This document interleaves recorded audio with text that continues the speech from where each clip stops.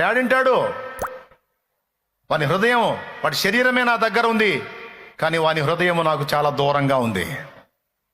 వాని హృదయం వేటి మీదనో ఎవరి మీదనో పెట్టుకొని తిరుగుతూ ఉంది. ఆ హృదయం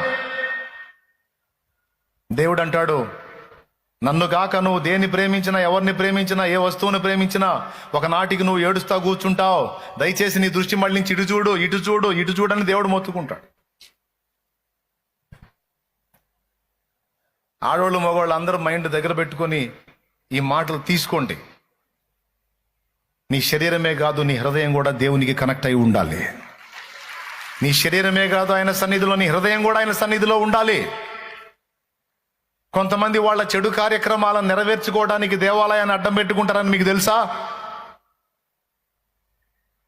వాళ్ళ అక్రమ కార్యాలను నెరవేర్చుకోవడానికి దేవుని మందిరాన్ని అడ్డం పెట్టుకుంటారని మీకు తెలుసా? మెసేజ్ పెట్టుకుంటారు, ఫలానా చర్చికి వస్తాను, నువ్వు కూడా అక్కడికి రా, మనం ఫలానా దగ్గర కలుద్దాం. మళ్ళీ ఎక్కడికి వస్తున్నారు, ఏ పేరుతో వస్తున్నారు? నీకు వింతైన విషయం చెప్పిన, వీళ్ళు కూడా అందరు లేచినప్పుడు లెగుస్తారు, వీళ్ళు కూడా ఆరాధిస్తారు, హల్లెలూయా చెప్తారు. మళ్ళా ఆ చెప్పిన టైం ప్రకారం వాడు వచ్చి ఎక్కడున్నావు, బయట ఉన్నా నేను అనగానే డింగమని లేచిపోయింది.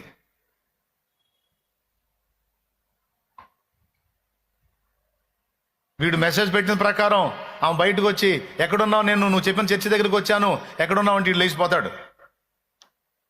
దరిద్రుడు. ఎవడికి కావాలరా నీ భక్తి అంటాడు దేవుడు, నేను కాదు. మళ్ళీ అరే అంటున్నాడేంది అనుకున్నారు.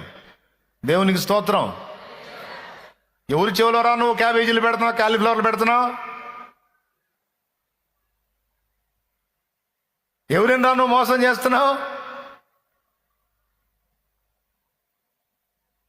వద్దు వద్దు వద్దు వద్దు. తెలిసి తెలియక ఒకవేళ అడుగులు జారితే సరిదిద్దుకో. తప్పు చేయనోడు అంటూ ఎవడూ లేడు, పొరపాటు పడనోడు అంటూ ఎవరూ లేరు. దేవుడు కోరుతుంది ఏంటంటే దాన్ని విసర్జించి మారు మనసు పొంది తన వైపు తిరగమని. ఇప్పటిదాకా దూరంగా ఉన్న హృదయాన్ని దేవునికి దగ్గర చేసుకోమని దేవుడు పిలుస్తున్నాడు. ఇప్పటిదాకా ఆయన మాటలకు అవిధేయత చూపిన నీ హృదయాన్ని ఇక నుంచి విధేయత చూపినట్లు లోబరుచుకోమని మాట్లాడుతున్నాడు దేవుడు.